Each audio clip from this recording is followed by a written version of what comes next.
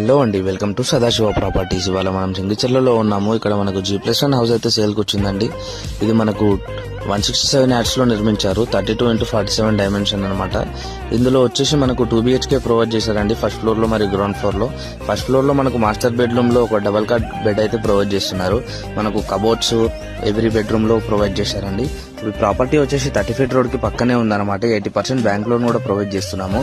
ఇది మనకు Cherlapally railway station కి 1 కిలోమీటర్ దూరంలో, వరంగల్ హైవే నుండి 2 కిలోమీటర్స్ దూరంలో ఉందండి.